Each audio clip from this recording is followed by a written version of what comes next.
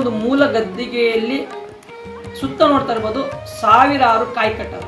ಸುಮ್ಮನೆ ಯಾರು ಕಟ್ಟಲ್ಲ, ಅವ್ರಿಗೆ ಒಳ್ಳೇದಾಗಿದ್ರೆ ಮತ್ತೆ ಬಂದು ಕಟ್ಟಕ್ಕೆ ಸಾಧ್ಯ.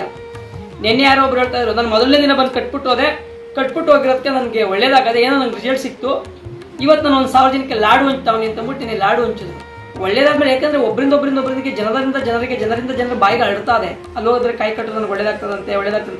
ಆದರೆ ಏನು ಮಾಡ್ತಾರೆ ಅಂದರೆ ಪ್ರತಿ ಬಾಂಧವರ ಬರ್ತಾರೆ, 7 ಸುತ್ತು ಪ್ರದಕ್ಷಿಣೆ ಹಾಕ್ತಾರೆ, ಕಾಯಿ ಕಟ್ಬಿಟ್ಟು ಹೋಗ್ಬಿಟ್ಟು ತಿರ್ಗಿ ಮತ್ತೆ ಬಸವಪ್ಪನವ್ರಿಗೆ ಭಾನುವಾರ ದಿನ ಅವ್ರ ಹಣೆ ಮೇಲಿಂದ ನೀರು ಹಾಕಿಸ್ಕೊಂಡು ಹೋಗುವಂಥ ಸಮಯ. ಹಳೆ ಮೂಲತಃ ಬಸವಣ್ಣವ್ರದ್ದು ಹೆಂಗೆಪ್ಪ ಇತ್ತು ಅಂದರೆ ತುಂಬ ಸಾವಿರಾರು ಮನೆಯ ಆರಾಧ್ಯ ದೈವವಾಗಿದ್ದ, ಎಷ್ಟೋ ಮನೆ ಕುಡಿತ ಬಿಡಿಸಿದಂಥ ಒಬ್ಬ ದೈವವಾಗಿದೆ. ಅವ್ರು ಹೇಳ್ಬೋದು, ಅದು ಬಸವಣ್ಣ ಯಾವುದೋ ಒಂದು ಮೂರ್ತಿ ಗಣಪ ಬಂದಿರೋದು ಅಂತ ಹೇಳ್ಬೋದು. ಒಂದು ತಿಳ್ಕೋಬೋದು, ನಮ್ಮ ಮೂಲತಃ ಹಳೇ ಬಸವಣ್ಣವರ ಗದ್ದಿಗೆ ಅದು. ಅವರ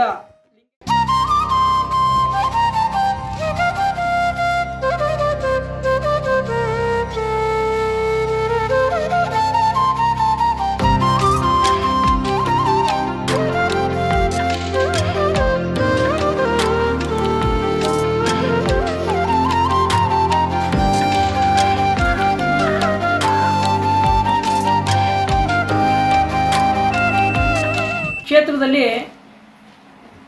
ಸಣ್ಣ ಮಟ್ಟದಲ್ಲಿ ಪ್ರಾರಂಭ ಆದದ್ದು ಇವತ್ತು ದೊಡ್ಡ ಮಟ್ಟಕ್ಕೆ ಹೋಗೈತೆ.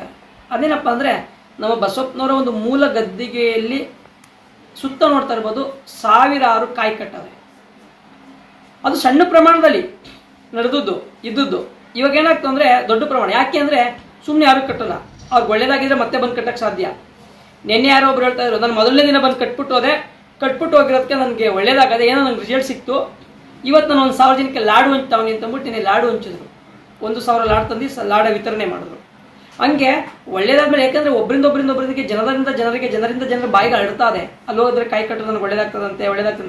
ಆದರೆ ಏನು ಮಾಡ್ತಾರೆ ಅಂದರೆ ಪ್ರತಿ ಬಾಂಧವರ ಬರ್ತಾರೆ, 7 ಸುತ್ತು ಪ್ರದಕ್ಷಿಣೆ ಹಾಕ್ತಾರೆ, ಕಾಯಿ ಕಟ್ಬಿಟ್ಟು ಹೋಗ್ಬಿಟ್ಟು ತಿರ್ಗಿ ಮತ್ತೆ ಬಸವಪ್ಪನವ್ರಿಗೆ ಭಾನುವಾರ ದಿನ ಅವ್ರ ಹಣೆ ಮೇಲಿಂದ ನೀರು ಹಾಕಿಸ್ಕೊಂಡು ಹೋಗುವಂಥ ಸಮಯ. ಯಾವುದೇ ರೋಗ ರುಜಿನಗಳಿದ್ರೆ, ಯಾವುದೇ ದೋಷಗಳಿದ್ರೆ, ಸರ್ಪದೋಷ ಆಗ್ಬೋದು, ನವಗ್ರಹಗಳ ದೋಷಗಳಾಗ್ಬೋದು, ಹಾಕಿಸ್ಕೊಳ್ಳೋದು, ಹಣೆ ಮೇಲಿಂದ ನೀರು ಹಾಕಿಸ್ಕೊಳ್ಳೋದು. ಹೆಂಗೆ ಹಾಕಿಸ್ಕೊತಾರೆ ಅಂತಂದರೆ, ಗೋವಿನಲ್ಲಿ ನಮ್ಮ ಹಿಂದೂ ಸನಾತನ ಧರ್ಮದ ಪ್ರಕಾರ 3 ಕೋಟಿ ದೇವತೆಗಳವರೇ ಅಂತ ಹೇಳೋದು ಸಂದರ್ಭ.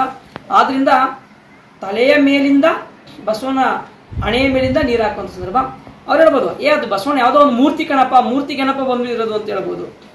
ಒಂದು ತಿಳ್ಕೋಬೋದು, ನಮ್ಮ ಮೂಲತಃ ಹಳೇ ಬಸವಣ್ಣವರ ಗದ್ದಿಗೆ ಅದು.